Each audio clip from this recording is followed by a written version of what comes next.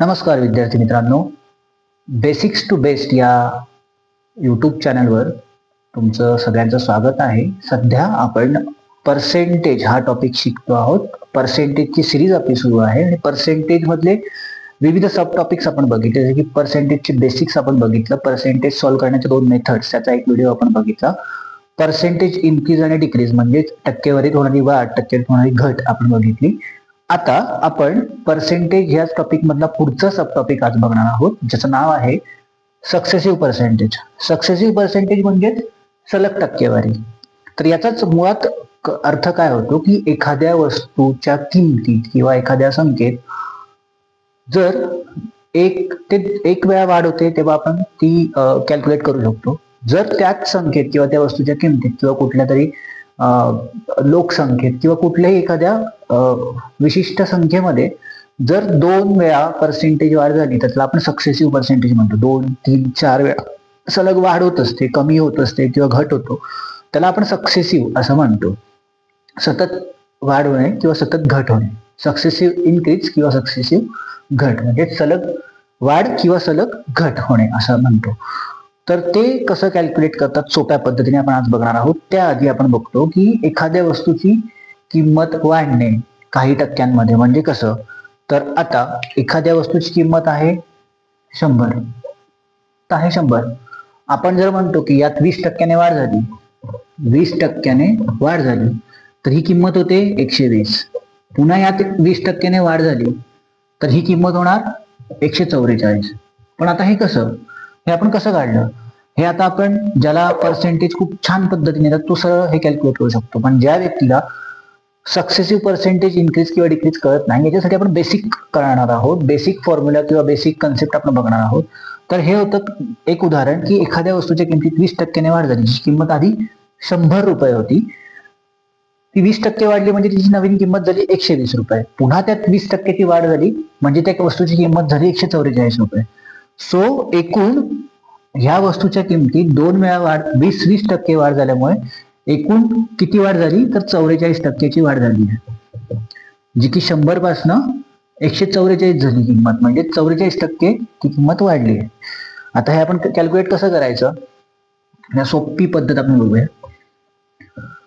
So basically एखाद्या वस्तूची किंमत वाढणे, पुन्हा वाढणे किंवा पहिल्यांदा वाढणे, नंतर कमी होणे किंवा आधी कमी होणे मग वाढणे, हे आपण एका फॉर्म्युल्याने कॅल्क्युलेट करू शकतो. तर तो कसा, तर सक्सेसिव्ह किंवा सलग टक्केवारी काढण्याचा फॉर्म्युला असतो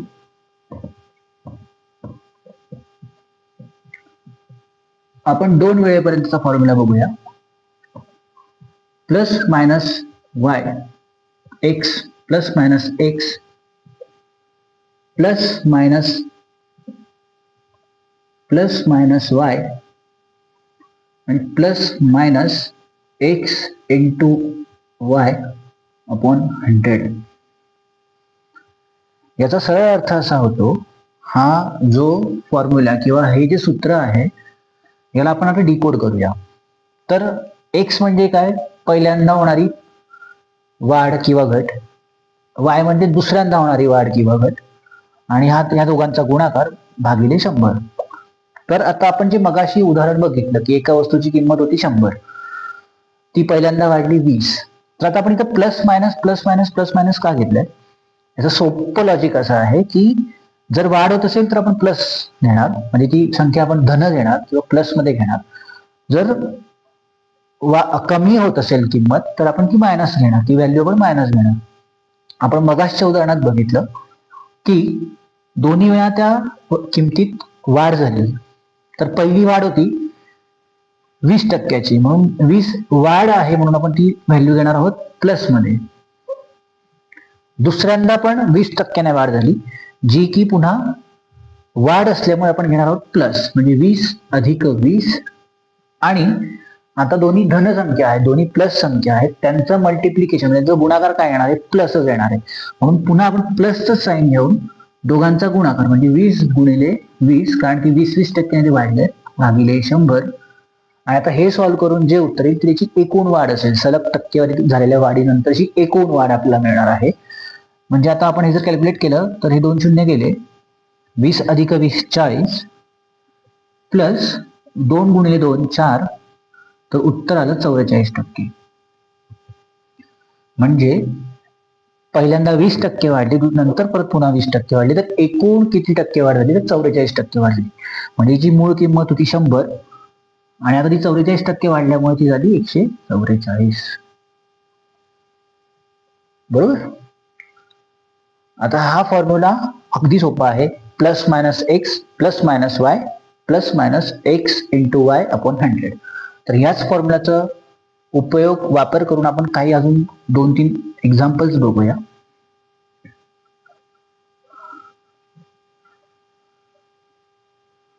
तर एक किंमत आहे, कुठलीही 100 घ्या. आपण एकदा बघूया की त्यात एकदा 40%ची वाढ झाली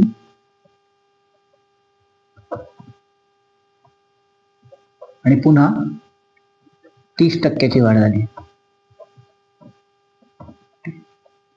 दुसऱ्या ह्याच्यात 50%ची वाढ झाली आणि नंतर 20%ने ती कमी झाली. आणि आपण तिसरं उदाहरण बघूया. 30%ने कमी झाली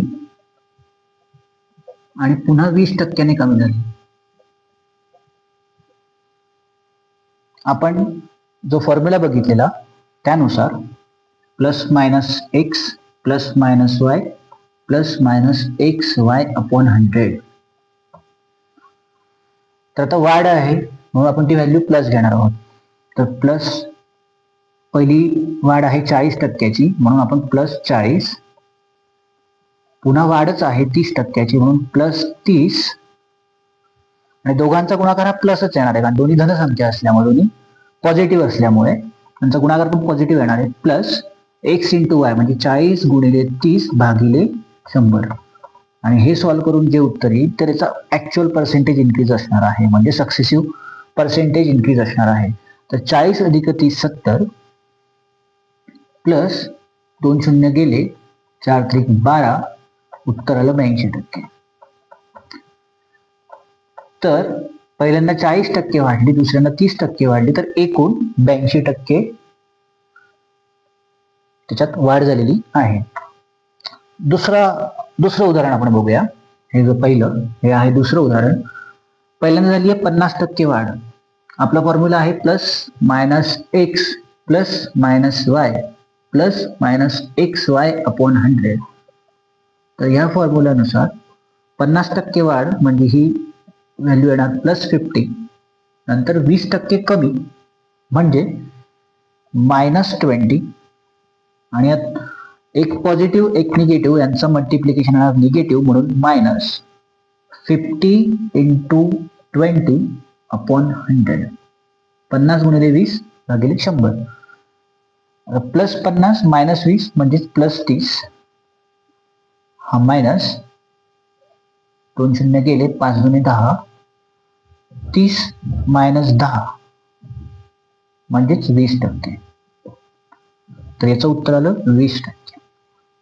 तर पहिली 50% वाढ नंतर 20%ने कमी होणे म्हणजेच एकूण वाढ 20%ने झालेली आहे. उत्तर प्लस आलंय, पॉझिटिव्ह आलंय, म्हणजे ती वाढ झालेली आहे, पण एकूण 20%ने झालेली वाढ आहे. आता हे तिसरं उदाहरण. आधी होते 30%ने कमी. आपला फॉर्म्युला आहे plus minus X plus minus Y plus minus x Y upon 100. या सूत्रानुसार आता कमी होते, बरोबर. 30%ने कमी म्हणजे मायनस 30. पुन्हा 20%ने कमी आहे म्हणून मायनस 20. आता मायनस आणि मायनसचं मल्टिप्लिकेशन म्हणजे निगेटिव्ह व्हॅल्यू, दोन निगेटिव्ह व्हॅल्यूचं मल्टिप्लिकेशन येतं पॉझिटिव्ह म्हणून प्लस 30 गुणिले 20 भागिले 100. पुन्हा 2 शून्य गेले मायनस 30 मायनस 20 म्हणजेच मायनस 50 प्लस 3 दुणे 6 आणि हे आलं मायनस 44. याचं उत्तर आहे. म्हणजे पहिल्यांदा 30% कमी झाली, दुसऱ्यांदा 20% कमी झाली, तर एकूण मायनस 44%नी ती किंमत कमी झालेली आहे. हे झालं त्याचं उत्तर.